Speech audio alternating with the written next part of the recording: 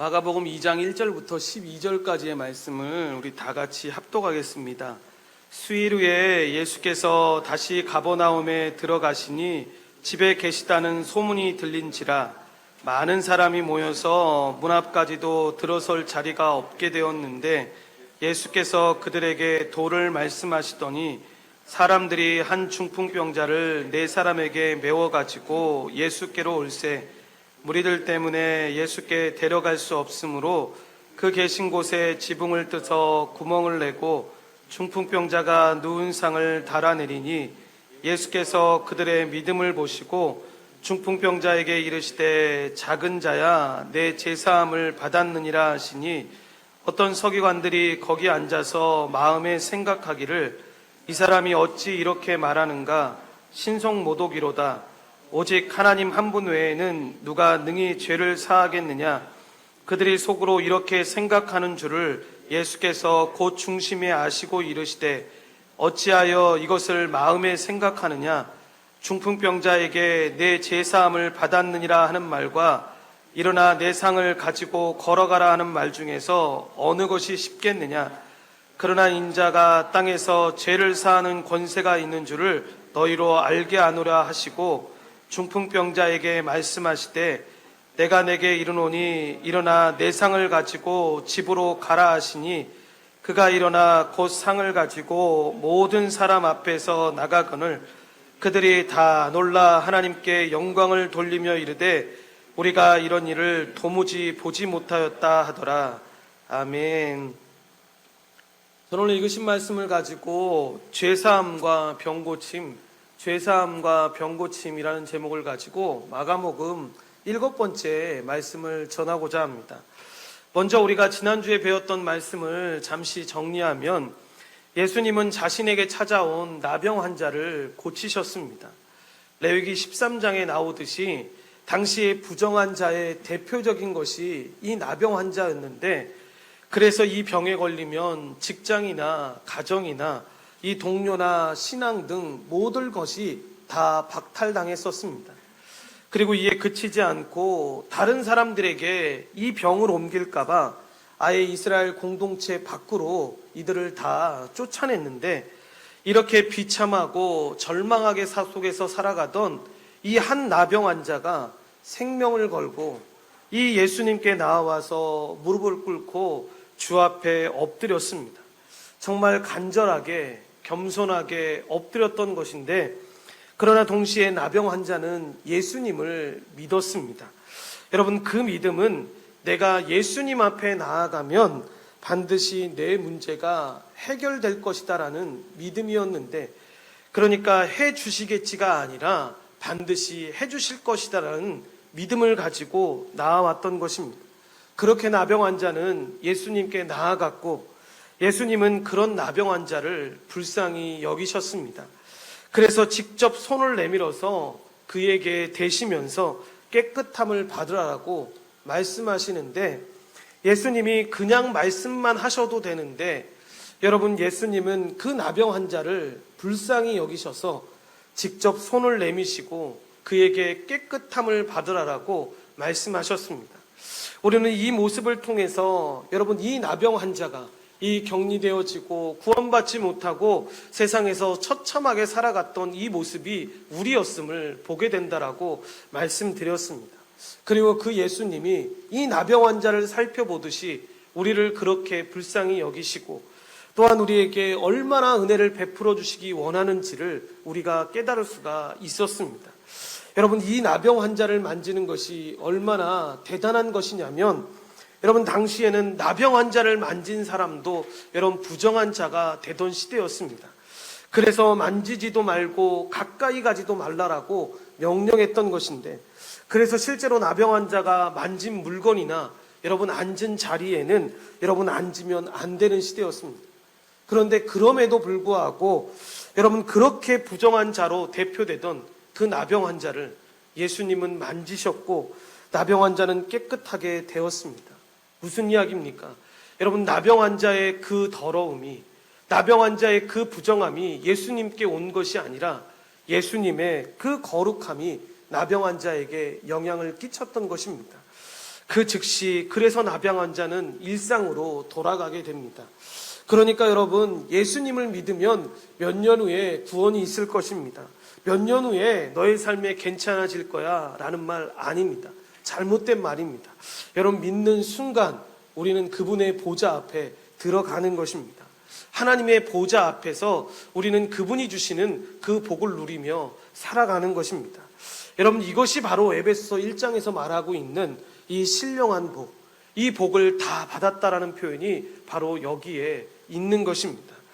그런데 왜 여러분, 일부의 사람들은 이 복을 이렇게 누리지 못하면서 살아가는 것이겠습니까? 아직 뭐가 뭔지를 모르기 때문인데, 믿음으로 누리는 방법을 아직 모르기 때문에 그것을 누리지 못하는 것입니다. 그렇기 때문에 여러분, 우리가 예배에 나오고 이 말씀을 듣고 성경 공부를 하면서 이 사실들을 배우게 되는데, 그래서 이렇게 사는 게 믿음의 삶이구나 라는 것을 통해서 여러분, 우리의 믿음이 자라나고 결국 이 모든 것들을 믿음으로 영위하는 것입니다. 믿음으로 다 누리게 되는 것입니다. 그래서 보시면 예수님을 만난 나병 환자가 여러분 어떻게 되었습니까? 그의 절망과 슬픔이 여러분 기쁨으로 변하게 되는 것을 우리가 보게 됩니다. 여러분, 이 말씀이 오늘날 이 시대를 살아가고 있는 우리에게도 여러분 시사하는 바가 큰데, 우리가 예수님께 나아오면 여러분 누구든지 그 사람이 깨끗하게 되어서 이 하나님의 나라의 복을 누린다라는 것을 지금 설명하고 있는 것입니다. 어른아이부터 여러분 어른들에 이르기까지 모두가 다. 그래서 여러분, 이 말씀은 변하지 않는데 여러분 진리입니다. 그래서 이 말씀은 절대로 사라지지 않습니다. 그러니까 인간은 들풀과 같이 어느 정도 시간이 지나면 다 사라지지만 말씀은 영원합니다. 절대로 이 말씀은 변하지 않습니다. 따라서 이 말씀을 믿고 받아들이는 자는 오직 주님의 은혜를 경험하게 되는데, 성도 여러분, 어디서 우리가 이것을 경험하게 되는 것입니까? 바로 여러분 교회에서 경험하게 되는데, 이 하나님의 말씀이 선포되는 예배당에서 함께 모인 자들, 그러니까 그리스도의 은혜로 함께 모인 자들 앞에서 이 그분이 세우신 직분, 즉 목사를 통해서 이 은혜를 우리가 알고 받아들이는 것입니다. 여러분, 더 하나님의 이 은혜가 풍성하게 임하게 되기를 소망합니다. 이제 오늘 본문으로 돌아와서 여러분 본문 1절에 보시면 예수님이 가버나움으로 다시 돌아오신 것을 우리가 볼 수가 있는데, 지난주에 말씀을 기억하신다면 여러분 마가복음 1장 45절에서 예수님께서 더 이상 마을에 들어가실 수 없다라고 이야기하는 장면을 보게 됩니다. 제가 여러분 간혹 가다가 성경을 보면서 안타까운 장면 중에 하나가 뭐냐면, 여러분 장절이 나눠져 있지 않습니까? 그런데 성경의 원문은 장절이 나눠져 있지 않습니다. 뒤에 신앙생활을 하는 사람들을 편하게 보게 하기 위해서 이 장절을 구분한 것인데, 제가 1장과 2장을 넘어가는 장면에서 이 부분이 안타까운 장면 중에 하나. 성경에 여러 부분들이 있지만 특별히 또 이 부분도 안타까운 게 뭐냐면, 이 부분은 장을 나누면 안 됐습니다. 그냥 1장에서 2장으로 곧바로 넘어가면 되는데, 이게 장으로 나눠져 보다 보니까 너무 많은 이게 시간 차이가 있는 것처럼 생각을 하게 됩니다. 물론 뒤에 며칠 후에라는 표현을 통해서 이야기하고 있기는 하지만, 여러분 이 부분을 장이 없이 그냥 본다고 생각하고 보시면 오히려 도움이 될 것 같습니다. 그래서 여러분 1장에서 2장으로 넘어가는 것처럼 우리가 보게 되면 이 1절의 언급이 이 지난 주일의 말씀과 언뜻 상충되게 보일 수 있습니다. 그런데 말씀드린 것처럼 이 며칠 후에라는 표현을 통해서 우리가 이러한 긴장감을 어느 정도 해소하기는 합니다. 그러니까 예수님은 여러분 1장을 생각하시면서 당신에 대한 사람들에 대한 열기가 어느 정도 가라앉았을 때 다시 가버나움 집으로 돌아오게 되는 것입니다. 여러분 이 집은 1장 29절에서 언급했던 이 베드로와 안드레의 집이었을 것인데, 예수님께서 가버나움의 집에 들어오셨다라는 이 소문이 퍼지자마자 다시 사람들의 열기가 뜨겁게 되고, 그래서 예수님께서 머무시던 그 집에 다시 사람들이 몰려들어서 여러분 문 앞에까지 사람들이 가득 차게 되는 것을 보게 되는 것입니다. 여러분, 당시의 집을 여러분 우리가 알고 있는 지금 아파트의 형태로 보시면 안 되는데, 여러분 지금 그 프린트도 그렇고 앞에 화면에도 나오지만 여러분 1층이 꽤 면적이 넓습니다. 그러니까 뭐 지금처럼 개 한 마리 키우고 이런 정도가 아니라, 여러분 당시의 그림을 보시면 아시지만 1층에는 가축이 같이 살았습니다. 그리고 1층에서 여러분 보이시는지 모르겠는데 불을 피우고 그 안에서 1층이, 그러니까 지금 말로 하면 이 주방 같은 역할을 1층에서 했던 것입니다. 그리고 나서 2층에서는 잠을 잤는데, 그리고 보통 그 위에 보시면 이 앞에 이 동그랗게 싱크홀처럼 열어놓은 거는 그냥 안의 모습을 보여주기 위해서 그런 것이지 저렇게 만든다는 게 아닙니다. 여러분 또 오해하시면 안 됩니다. 저렇게 안의 모습이 그렇다라는 것입니다. 그리고 나서 옥상이 되어 있는데, 그림을 통해서 살펴보는 것처럼 여러분 당시 유대인의 집들, 이 특별히 지붕은 어떻게 되어 있냐면 우리 일반 주택처럼 평평해서 사람이 올라가서 설 수 있고 간단한 모임도 할 수가 있는 곳이었습니다. 그런데 이 올라가는 방법이 어떤 방법이냐, 사진 속에 보이십니까? 사다리가 조금밖에 안 보이지만 이 바깥에 설치된 계단으로 해서 이 지붕에 올라가게 됩니다. 그러니까 보통 지붕은 여러분 우리가 생각하는 시멘트나 이런 것들이 아니라 집과 흙으로 되어 있어서 견고하게 만들긴 하지만 파낼 수가 있었습니다. 그러니까 이런 곳에 사람들이 꾸역꾸역 지금 다 모여들었다라는 것인데, 사람이 너무 많아서 여러분 문 앞에까지 다수가 있었던 것입니다. 그런데 이렇게 많은 사람들 앞에서 여러분 예수님이 어떤 일을 지금 행하고 계시냐라는 것입니다. 본문 2절의 말씀해 보시면 도를 말씀하셨다라고 이야기합니다. 여러분 한번 잘 생각해 보십시오. 몰려온 많은 사람들이 여러분 왜 몰려왔겠습니까? 예수님께 기대하는 바가 있어서 이들이 몰려왔을 것인데, 여러분 그 기대하는 바가 과연 무엇이었겠습니까? 여러분 우리가 쉽게 유추할 수 있는데 무엇입니까? 뭔가 놀라운 일을 일으키거나 아니면 귀신을 쫓아내거나 아니면 병든 자들을 고치는 것일 텐데, 예수님은 지금 무엇을 하고 계신 것입니까? 예수님은 말씀을 가르치십니다. 그러니까 참 일관되게 예수님은 변하지 않고 자신이 이 땅에 오신 그 사명을 흔들림 없이 감당하시는데, 통상적으로 사용했던 이 가르치다라는 표현 대신에 여러분 말씀을 전하다라는 표현이 지금 여기에 사용되고 있습니다. 그런데 여러분 이 말씀을 전하다라는 이 표현, 그러니까 이 말씀이 뭐냐면 바로 기독교 메시지의 핵심인, 그러니까 우리가 1장 14절부터 15절까지 살펴보았던 이 하나님 나라의 복음을 지칭하는 이 전문적인 의미로 이 단어를 지금 사용하고 있는 것입니다. 이렇게 예수님은 자신이 이 땅에 오신 이 참된 이유인 하나님의 복음을, 하나님 나라의 복음을 그들에게 전하시는데, 이때 굉장히 여러분 황당한 일이 벌어지게 되는 것입니다.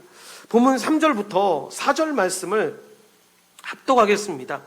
사람들이 한 중풍병자를 네 사람에게 메워가지고 예수께로 올세 무리들 때문에 예수께 데려갈 수 없으므로 그 계신 곳에 지붕을 뜯어 구멍을 내고 중풍병자가 누운 상을 달아내리니 라고 이야기합니다. 여러분 이 사건을 그래도 막아는 이 마태와는 달리 네 사람이 중풍병자를 이 예수님께 데려가기 위해서 이 주붕을 뚫고 그 환자가 누운 들것을 달아내렸다는 사실을 기술하고 있는데, 중풍병자가 움직이지를 못하니까, 여러분 어디도 움직이지 못하는 사람이니까 그의 4명의 사람이 중풍병자를 메고 와서 이 옥상에 그 계단으로 올린 다음에 지붕을 뜯어낸 다음에 줄을 내려가지고 예수님이 계셨던 곳으로 내려보냈던 것입니다.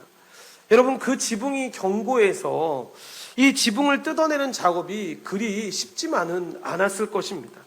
그리고 여러분 한번 잘 생각해 보십시오. 여러분 지붕을 뜯어내는 작업을 한다는 건 무슨 이야기입니까? 엄청난 소음이 발생할 수밖에 없는 것입니다. 그리고 작업을 하다 보면 무슨 현상이 일어나겠습니까? 집과 흙으로 만들었으니까 파면 여러분 밑으로 어쩔 수 없이 흙이 쏟아지면서 소동이 일어날 수밖에 없는 상황입니다. 그런데 놀랍게도 이 친구들은 이에 굴하지 않고 중풍병자를 예수님께 내려보냅니다. 여기서 우리가 여러 가지 의문점이 들 수가 있습니다. 중풍병자를 치유하기 위해서 이 친구들이 취했던 행동도 그리 썩 이해할 수 있는 쉬운 장면은 아닙니다. 환자를 치유하는 것이 매우 중요하다는 거 우리도 알지만 그렇게 하면서까지 건축물을 그렇게 파괴하면서까지 이렇게까지 할 필요가 있었을까? 그리고 여러분 그런 거 생각 안 해보십니까? 저만 그러신지 모르겠는데 왜 집주인은 이런 행동을 보고 가만히 있었을까? 여러분 당장에 뭐가 떨어지면 집주인이라면 당장에 돌아가가지고 올라가서 그것을 보면서 하지 말라고 이야기할 수도 있는데, 그리고 상당 시간 매우 소란스러웠을 것이고 이 흙이 계속 떨어지고 있으니까 이 예수님은 어떻게 이 가르침을 계속 전하실 수 있었을까? 여러분 저만의 의문점입니까? 그런데 여러분 이 성경을 보면서 참 신기한 건 뭐냐면 마가는 여러분 저의 이런 호기심에 대해서, 여러분들이 갖고 있는 그런 호기심에 대해서 아무런 관심도 기울이지 않습니다. 그는 단지 여러분 5절에 보면 어떻게 나오냐면 그들의 이런 행동이 믿음의 표현이다라고 이야기를 분명하게 합니다. 그리고 이 모든 것을 지켜보신 예수님은 여러분 어떻게 반응하십니까? 야, 말씀을 전하고 있는데 이건 아니지 않냐고. 너희들 왜 그렇게 시끄럽게 하냐? 왜 그렇게 다른 사람들한테 이런 어려움을 주냐 하고 책망하시면서 불쾌해하셨습니까? 여러분 그렇지 않았다라는 것입니다. 예수님은 그들에게 참 놀라운 반응을 보이시는데 본문 5절 말씀 한번 합독하겠습니다. 예수께서 그들의 믿음을 보시고 중풍병자에게 이르시되 작은 자야 내 죄사함을 받았느니라 하시니 라고 이야기합니다. 여러분 이 말씀 보시면서 무슨 생각 드십니까? 우리가 지난주에 살펴보았던 이 나병 환자에게 보이셨던 모습과 똑같다라는 생각이 들지 않으십니까? 불쾌해하지도 않으셨고 그들을 책망하지도 않으셨습니다. 오히려 그들의 믿음을 보셨고 또한 민망해하면서 아주 난처해야 할 그 중풍병자에게 여러분 이렇게 말씀하십니다. 작은 자요 내 죄사함을 받았느니라 라고 이야기를 하십니다. 여기서 작은 자라는 표현은 여러분 키가 작은 것을 이야기하는 게 아닙니다.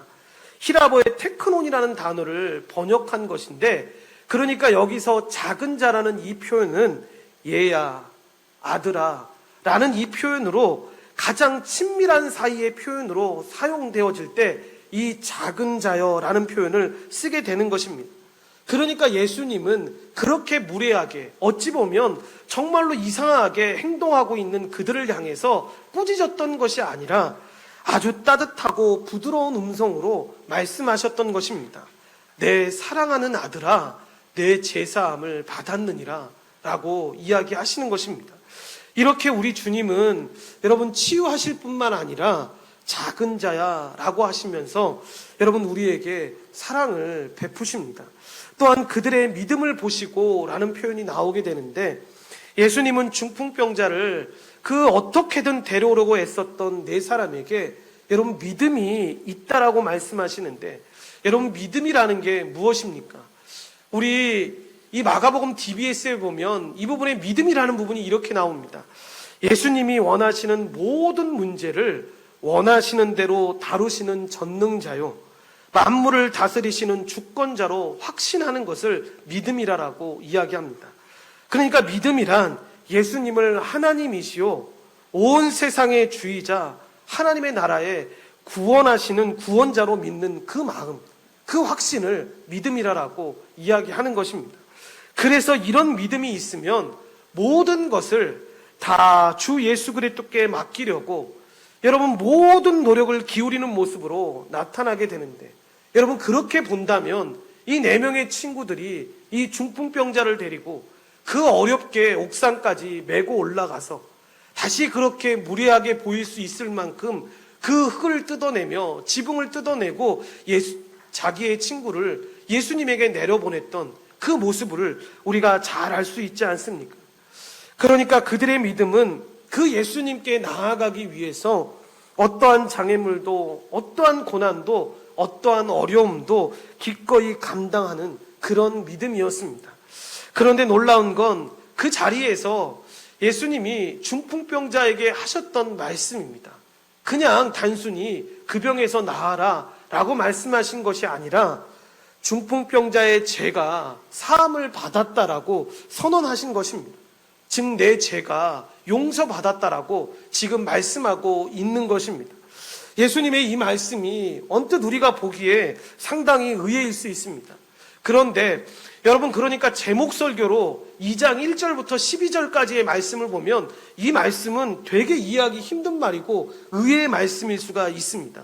그런데 처음부터 마가복음이 어떻게 시작되었고 예수님이 이 땅에 왜 오셨고 예수님이 이 마가복음을 어떻게 지금 이 움직이고 있는지를 우리가 보고 있다면 이 환자에게 당장 필요한 것이 죄 용서가 아니라 이 중풍병자로 보이는 이 환경에서도 예수님이 죄 사함을 받았다라고 선언하신 것이 이해가 될 것입니다. 그렇다면 왜 여러분 병고침을 말씀하시지 않고 이 죄 사함을 받았다라고 말씀하신 것입니까? 이것은 우리가 지금까지 들었던 이 말씀을 정리해 보면 즉 예수님이 누구이시고 그 예수님이 이 땅에 오신 참된 이유가 무엇인지를 안다면 이해가 됩니다. 여러분, 병고침을 받는 것이 물론 이 중풍병자에게 필요한 것이었습니다. 그런데 이것은 이 세상에서 잠깐 살아가면서 그가 누릴 수 있는 것이었습니다. 그러니까 죄사함을 받았다라는 이 말씀이 정말로 이 중풍병자에게 우리에게 중요한 이유는 여러분 죄로 인해서 영원히 죽을 수밖에 없었던 여러분 이 중풍병자가 우리에게 근본적인 해결책을 지금 예수님께서는 제시하고 있는 것입니다. 문제는 우리에게는 여러분 그 해결책이 없었습니다. 그래서 예수님께서 그 문제의 근본적인 해결책을 발견하시고 이 아담의 범죄로 인해서 모든 인간들이 이 죄로 인해서 질병과 고통과 죽음으로 살아갈 수밖에 없었는데 이 죄로 말미암아 이 모든 복을 다 잃어버리게 되었는데 이 모든 것이 예수 그리스도로 말미암아 다 다시 우리에게 부여된 것, 다 우리에게 주어졌다라는 것을 이야기하는 것입니다. 이것이 인간이 하나님의 주되심을 거부하고 불순종하며 살아갔기 때문인데 예수님께서 이 근본적인 문제를 해결하시기 위해서 이 땅에 친히 오셨고 자신이 형벌대속적 죽음으로 이 문제를 해결하셨다라는 것을 이미 말씀하고 있는 것입니다. 이렇게 예수님은 단순히 중풍병자를 이 단순한 육체의 질병을 고치는 것에서 그치지 않고 그의 근본적인 문제였던 이 죄의 문제, 그러니까 이 죄의 문제를 해결해 주셔서 하나님 나라에 들어갈 수 있는 길을 지금 말씀하시기 위해서 이 이야기를 전개하고 있는 것입니다. 그래서 여러분, 우리가 이 땅을 살아가면서 병을 고침받는 것도 굉장히 중요하고 문제를 해결받는 것도 굉장히 중요하지만 정말로 우리에게 중요한 건 이 죄 용서를 통해서 우리가 하나님 나라를 회복하는 것이 더 중요하다는 것을 잊지 말아야 합니다. 그래서 예수님은 중풍병자를 향해서 내가 병을 고침받았다라고 말씀하지 않으시고 내 죄사함을 받았느니라라고 말씀하고 있는 것입니다. 여러분, 이렇게 말씀하시니까 이걸 듣고 있던 서기관들이 깜짝 놀라고 분노하는 것입니다. 본문 6절부터 7절 말씀을 합독하겠습니다. 어떤 서기관들이 거기 앉아서 마음에 생각하기를 이 사람이 어찌 이렇게 말하는가? 신성모독이로다. 오직 하나님 한 분 외에는 누가 능히 죄를 사하겠느냐라고 이야기합니다. 그러니까 당신 지금 신성모독하는 거야 라고 생각하는 것입니다. 그러니까 이들은 죄사함을 하실 수 있는 분은 하나님인데 어떻게 저자가 죄사함을 이야기하는가 라고 생각하고 있는 것입니다. 여러분, 그도 그럴 것이 성경에 보면 하나님의 아들도 직접 그분이 죄를 용서하신다라는 표현이 없는데, 그러니까 메시아도 이 일을 못한다라고 그들은 생각하고 있었습니다. 그래서 선지자 중에서도, 여러분 구약에 나오는 선지자들 중에서도 극히 일부가 이 하나님이 죄를 용서하셨다라는 것을 전달할 뿐이었습니다. 그러니까 이것을 우리가 사무엘하 12장 13절 이하에 보시면 잘 알 수가 있는데, 이 내용이 어떤 내용이냐면 다윗이 밧세바를 범한 다음에 하나님 앞에 회개할 때 이렇게 말합니다. 합독하겠습니다. 다윗이 나단에게 이르되 내가 여호와께 죄를 범하였노라 하매 나단이 다윗에게 말하되 여호와께서도 당신의 죄를 사하셨나니 당신이 죽지 아니하려니와 라고 이야기합니다. 무슨 말씀입니까? 여러분, 죄를 용서하시는 분이 여호와 하나님, 그 한 분뿐이라는 사실을 지금 이야기하는 것입니다. 그러니까 선지자라 할지라도 감히 내가 당신의 죄를 용서합니다 라고 말할 수가 없는 상황이었다라는 것입니다. 그러니까 본문에서 이 서기관들이 죄를 용서하실 수 있는 분, 죄를 사하실 수 있는 분은 하나님밖에 없습니다 라고 생각했다라는 것, 그들이 말했다라는 것은 여러분 잘못된 게 아닙니다. 맞는 겁니다. 그러니까 이들의 문제는 뭐냐면 그렇게 생각한 것이 잘못된 것이 아니라 바로 예수님이 하나님이시다라는 사실, 그래서 그 예수님이 죄를 사하실 수 있는 권세가 있다라는 사실을 그들이 전혀 몰랐다라는 것입니다. 그래서 예수님은 여러분 이 기적을 통해서, 그러니까 중풍병자의 이 고침을 통해서 이 자신이 죄를 사할 수 있는 하나님이심을 보여주시려고 했던 것입니다. 그런데 여러분 한번 잘 생각해 보십시오. 그동안에 예수님이 행하셨던 일, 그리고 예수님이 행하셨던 말씀들을 잘 생각해 보면 그들에게 어떤 고백이 나와야 되는 것입니까? 말씀을, 율법을 모르는 자였다면 그럴 수 있는데, 만약에 말씀을 제대로 아는 자였다면 야, 저자가 어떻게 신성모독을 할 수 있어? 이렇게 나와야 되는 것이 아니라 정말 저분이 진짜 하나님이시구나, 죽은 자를 살리시고 죽은 산송장 같은 나병 환자도 살리신 분이니까, 저분이 전하시는 말씀이 하나님의 복음이니까 저분이 정말 하나님이시구나 라는 것을 생각했어야 했다라는 것입니다. 그래서 여러분, 그들이 생각하는 이 하나님 한 분에 누가 죄를 용서할 수 있단 말인가라는 이 말을 여러분 서기관들이 제시한 것이, 잘 보시면 예수님이 선언이 갖는 의미를 명확하게 우리에게 지금 보여주고 있는 것입니다. 무슨 얘기냐면 곧 죄를 용서할 수 있는 분은 하나님 한 분뿐인데, 예수님께서 스스로 그 하나님 한 분만 할 수 있는 일을 선언했다라는 건 무슨 이야기냐면 예수님도 하나님이시다라는 것을, 그분이 가지고 있는 그 실적 권위를 가지고 지금 담대하게 자신이 하나님이심을 드러내 보이고 있는 것입니다. 본문 8절부터 9절까지의 말씀을 합독하겠습니다. 그들이 속으로 이렇게 생각하는 줄을 예수께서 곧 중심에 아시고 이르시되 어찌하여 이것을 마음에 생각하느냐? 중풍병자에게 내 제사함을 받았느니라 하는 말과 일어나 내 상을 가지고 걸어가라 하는 말 중에서 어느 것이 쉽겠느냐라고 이야기합니다.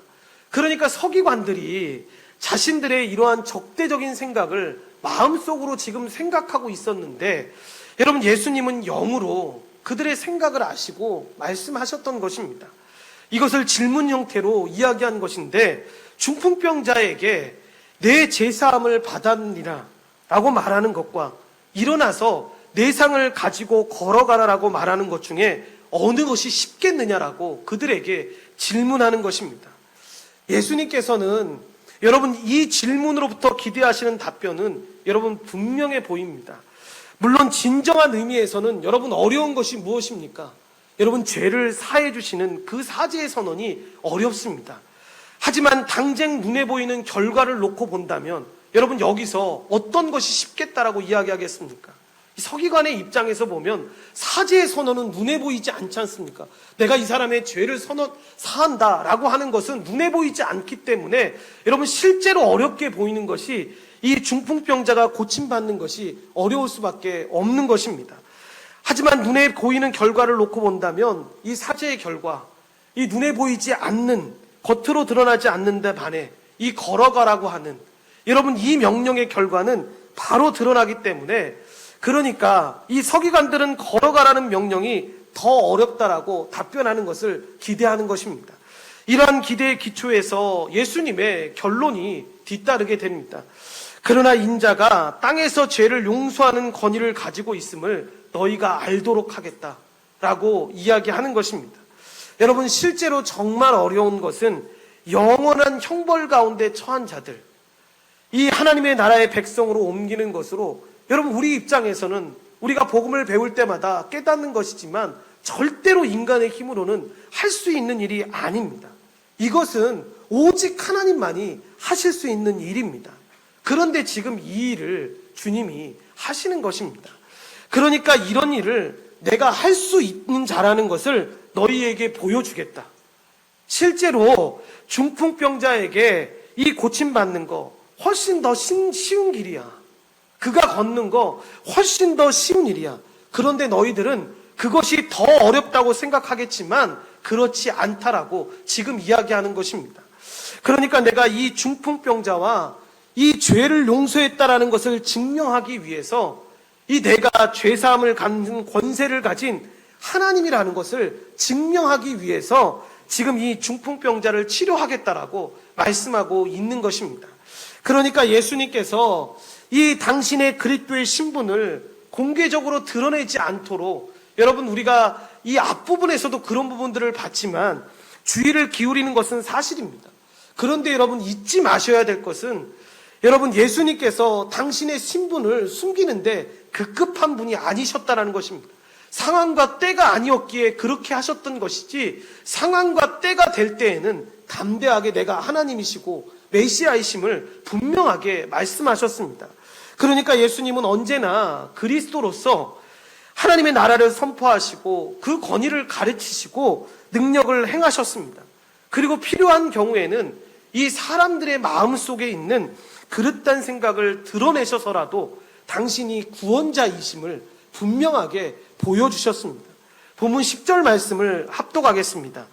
그러나 인자가 땅에서 죄를 사하는 권세가 있는 줄을 너희로 알게 하려 하노라 하시고 중풍병자에게 말씀하시되라고 이야기합니다.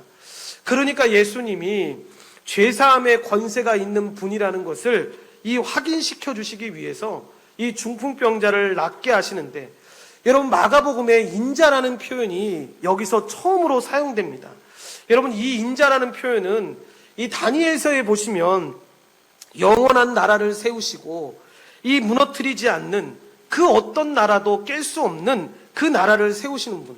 그래서 다니엘서에 나중에 이 느부갓네살의 꿈을 보면 하나의 큰 금신상이 나타나는데 하나는 뭐고 이렇게 설명을 하다가 손대지 않는 돌이 그 신상들을 다 박살내 버리는데, 그 손대지 않는 돌, 그 돌이 나중에 베드로의 설교에는 반석이라고 이야기를 하는데, 이것이 예수 그리스도로 모퉁이 돌이라고도 이야기하는데 그분이 바로 예수님이라는 것입니다. 그래서 예수님은 무너지지 않는 나라, 그러니까 느부갓네살 왕은 자기가 세웠던 나라가 망가지지 않고 영원할 것이다라고 이야기했지만 그리스도가 오셔서 그 나라를 무찌를 것이다라고 분명하게 이야기하는 것입니다. 그렇게 영원한 나라, 절대로 무너지지 않고 깨지지 않고 이 그 나라를 세우는 분이 누구냐? 바로 인자라는 것입니다. 그러니까 지금 그 표현을 굳이 가져와서 지금 쓰고 계신 것인데, 이 하나님 나라의 왕으로 오신 그분이 내가 죄를 사하는 권세를 가지고 있다. 그것을 내가 지금 너희들에게 보이겠다. 그래서 중풍병자를 낫게 하겠다라고 지금 이야기하고 있는 것입니다. 그것이 바로 본문 11절과 12절 말씀입니다. 합독하겠습니다.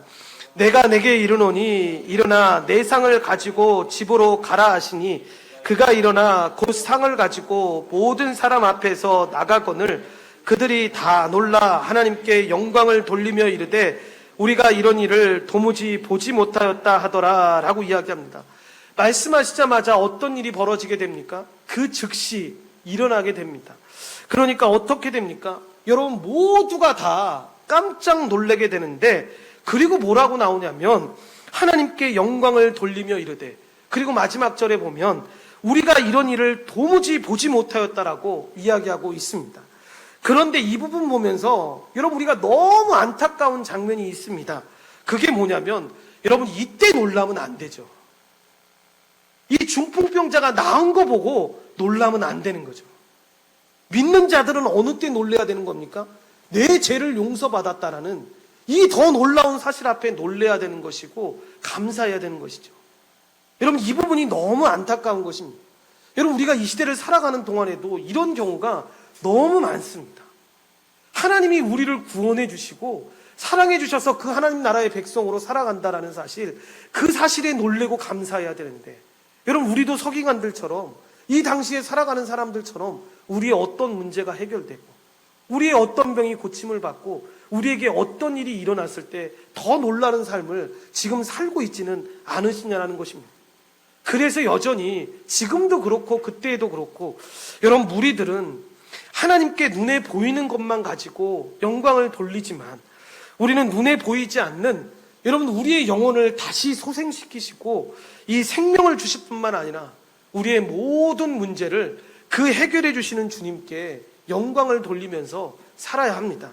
그래서 비록 화려하지 않아도 여러분 오늘 우리가 붙들어야 될 것은 오직 십자가의 복음, 바로 곧 제사함의 이 복음이라는 사실을 여러분 잊지 말아야 한다는 것입니다. 예수님은 중풍병자를 데려온 사람들의 믿음을 보시고 중풍병자에게 내 제사함을 받았다라고 말씀하십니다. 여러분 얼핏 들으면 이 사람의 중풍병이 죄로 인해서 여러분 들은 것처럼 오해할 수 있는데, 그래서 모든 질병이 각 사람의 죄 때문에 생기는 것이다라는 잘못된 생각을 가질 수가 있습니다. 그래서 여러분 지금도 이 말씀을 잘못 해석할 때 여러분 그렇게 해석할 수 있지 않습니까? 누가 아프다고 하면, 누가 어려움 있다고 하면, 아, 야, 너 하나님한테 너 큰 잘못해서 한 거 아니야? 너 이런 죄 때문에 이렇게 고난 겪는 거 아니야? 여러분 물론 자기 자신을 돌아볼 필요는 있는 것 같습니다. 그런데 성급하게 그렇게 얘기할 수 있는, 주위의 사람들이 얘기할 수 있는 것은 아닙니다. 여러분 그렇지 않고도 질병이 올 수 있고 어려움이 올 수 있습니다. 그런데 여기서 예수님께서 죄의 문제를 여러분 거론하신 이유는 이 세상의 모든 고통과 불행이 아담 이래로 이 세상에 들어온 죄 때문이라는 것을 알려주시기 때문입니다. 모든 사람은 죄인이기 때문에 이 생명과 복의 하나님으로부터 분리되어서 여러분 질병 등으로 고통을 겪다가 죽게 되고 이 영원한 심판을 받을 수밖에 없었습니다. 그래서 그런 인간을 불쌍히 여기셔서 예수 그리스도께서 여러분 이 땅에 친히 오신 것 아닙니까? 예수님이 이 땅에 오셔서 우리를 위해서 죽으시고 부활하심으로 말미암아 우리의 모든 죄를 다 가져가심으로 말미암아 이 영원한 안식을 우리에게 주신 것인데, 그러니까 예수님은 이 땅에서 우리가 겪고 있는 여러분 몇 가지 고통들, 그 문제들을 해결하기 위해서 오신 것이 아니라 모든 고통의 근저에 있는 이 죄와 죽음의 문제를 해결하기 위해서 이 땅에 오신 것입니다.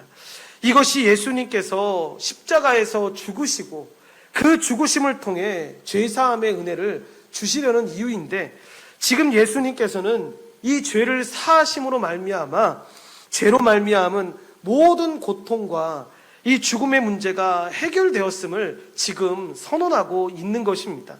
여러분 죄를 용서받았기에 하나님 앞에 나아갈 수가 있는 것인데, 즉 우리가 하나님 나라에 들어가게 된 것인데, 하나님 나라에서 영원한 평강과 안식과 복을 누리면서 살아가는 것입니다. 그리고 그 증표로서 병을 고쳐주시는 것입니다.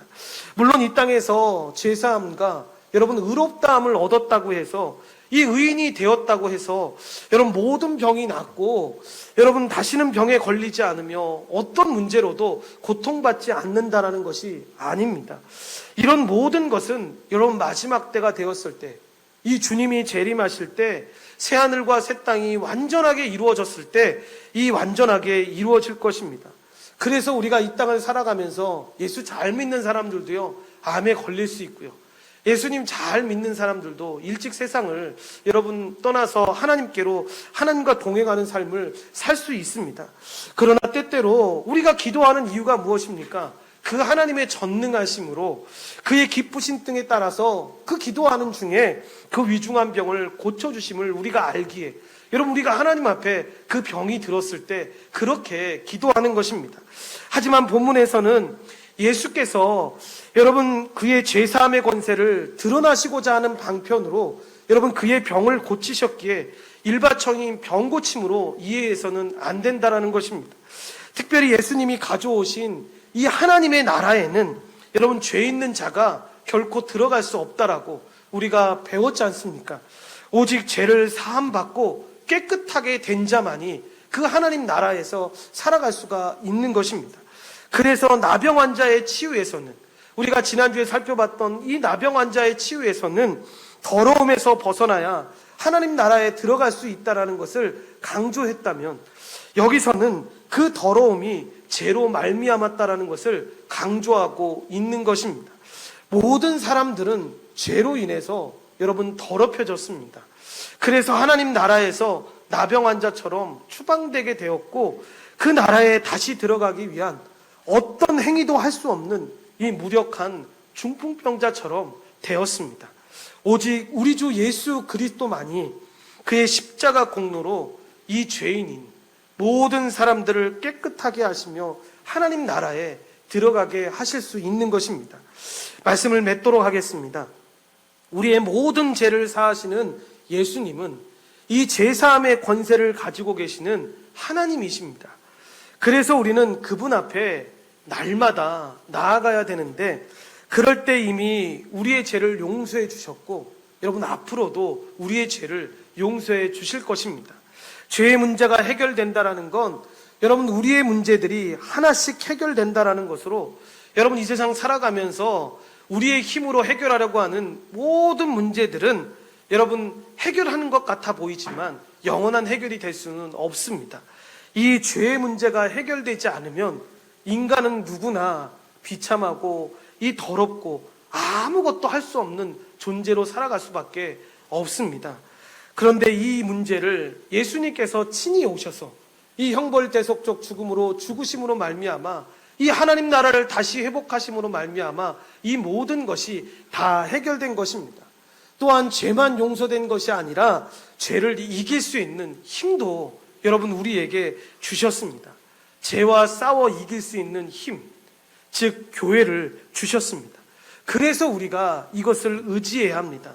그러니까 주님 앞에 나아간다라는 것은 용서해 주세요라고 이 수동적으로만 나아가는 것이 아니라 여러분 적극적으로 그분이 주신 은혜, 즉 중풍병자 같이 나는 아무것도 할 수 없습니다, 아무런 힘도 발휘할 수 없는 그 상태로 나아가지만 그래도 적극적으로 그분 앞에 나아가서 이미 일어나 상을 가지고 여러분 일어서서 나가는 것처럼 그의 힘으로, 예수 그리스도께서 주시는 그 힘으로 자기의 두 다리를 거지고 여러분 걸어 나오는 것입니다.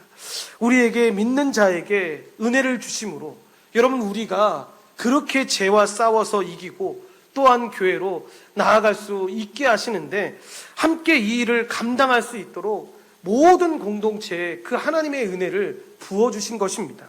그렇게 여러분 우리가 주님 앞에 나아가야 합니다.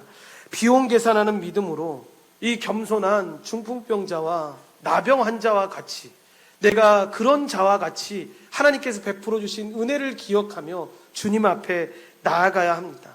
나는 아무것도 할 수 없습니다. 그런데 하나님이 주신 그 은혜로 이 비용 계산하는 믿음을 가지고 내가 지금 주님 앞에 나아갑니다 라고 해야 합니다. 그리고 마지막으로 한 가지 기억해야 할 것이, 여러분 이 비용 계산하면서 겪어야 될 이 고난과 어려움은 우리 주님이 다 이루셨기 때문에 여러분 무거운 것이 아니라는 것입니다. 이 짐을 우리 주님이 다 이루셨습니다.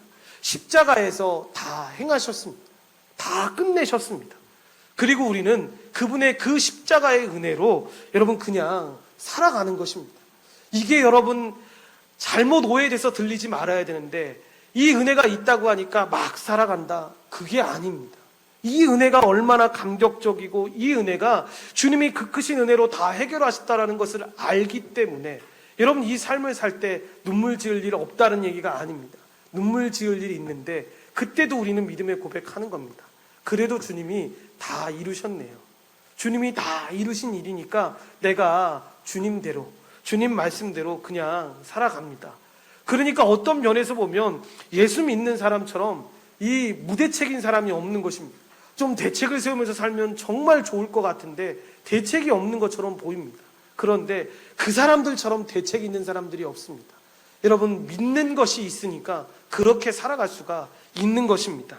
필요할 때 은혜 주시고 어려울 때마다 교회를 통해서 위로하시고, 그런데 그렇게 살아가는 것이 전적인 은혜로 하나님의 은혜로 살아가는 것임을 알기에 그렇게 나아가는 것입니다. 여러분, 이것은 아무것도 안 해도 된다, 이것이 아니라 은혜 받은 자로서 이 은혜 받은 자답게 하나님 앞에 나아가는 것입니다. 그래서 우리가 예배하고 우리가 성도의 교제를 누리며 함께 기도하며 하나님 앞에 나아갈 때 하나님, 이 하나님께서 다 행하신 일들을 우리가 다 누리기 원합니다. 다 주님이 끝내신 일인데요, 우리가 당장에 지금 어려움 겪어 보이지만 하나님이 다 행하신 일이기에 그때마다 은혜 주셨기에 우리가 살아갑니다 라는 고백이 나오는 것입니다. 그러니까 우리에게 믿음의 선배들이 여러분 이 복음에 대해서 제대로 배우지 못하고 이것을 이렇게 구분해서 설명하지 못할 때에도 잘 설명해 주셨던 것 중에 하나가 바로 그런 것 아니겠습니까? 인생을 마감할 쯤에 그분들이 하셨던 고백, 야, 지금까지 살아온 삶을 보니까 다 하나님의 은혜였어. 나 할 수 없는 것 같았는데, 나 정말 이렇게 걸어갈 수 없을 것처럼 보였는데 지금 생각해보면 내가 정말 발버둥치고 내가 정말 힘들어서 잘 살아온 것 같은데 아니야. 지금 보니까 다 주님이 하셨어. 내가 괜한 염려하고 내가 괜한 걱정했어. 하나님이 다 이루신 일인데 나는 그냥 그 말씀대로 사는 것이었는데. 여러분, 이런 은혜가 우리 삶 가운데 넘쳐났으면 좋겠습니다. 복음을 믿고 따라가는 사람들, 그리고 이 복음의 말씀에 의지하며 살아가는 사람들, 이 사람들은 여러분 항상 기억하는 것입니다.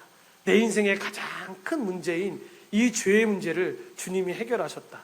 그리고 내 인생 앞에 놓여있는 모든 문제를 주님이 다 해결하셨어. 그리고 우리에게 보여주시는 겁니다. 마치 중풍병자를 고쳐주심으로 그 모든 일들을 보여주시는 것처럼 우리에게 말씀해 주시는 것입니다. 여러분, 우리는 온전한 교회 속에 살아가는 사람들은 그랬으면 좋겠습니다. 그러니까 우리 개개인의 정말 좋은 일이 있을 때에도 막 환호하고 좋아하는 것도 너무 좋지만 정말 우리 인생의 최고의 환호는 언제냐고 물어봤을 때 내가 하나님께 제사함 받아서 이 하나님 나라를 누리고 하나님 백성으로 살아가는 것, 이 교회로 살아가는 게 내 인생의 최고의 축복이고 최고의 기쁨이라고. 여러분, 이 사실을 잊지 말고 살아가시기를 간절히 축원드립니다. 기도하시겠습니다. 하나님 감사합니다. 하나님의 은혜 가운데 주의 백성들을 불러주시고 인도해 주심에 감사를 드립니다. 하나님, 이 중풍병자를 우리가 보게 됩니다. 나병 환자도 그러했고 중풍병자도 그러했는데 하나님 다 무기력했습니다. 아무것도 할 수 없는 그 자세에서 그들이 겸손히 하나님을 신뢰하고 주님 앞에 나아왔을 때 주님이 나병 환자에게, 이 중풍병자에게 그렇게 하시듯 그들을 불쌍히 여기시고 사랑해 주셨듯이 하나님, 우리가 주님 앞에 나왔을 때 우리가 그렇게 불쌍한 자였는데 주님이 아버지 안에 불쌍히 여겨주시고 사랑해 주심으로 말미암아 그 예수 십자가, 그 복음의 능력으로 말미암아 우리가 하나님 나라를 누릴 수 있는 큰 특권을 받게 되었습니다. 하나님, 이 놀라운 역사를 우리가 기억하며 주님 앞에 나아갈 수 있도록 주여 도우시고 인도하여 주시옵소서.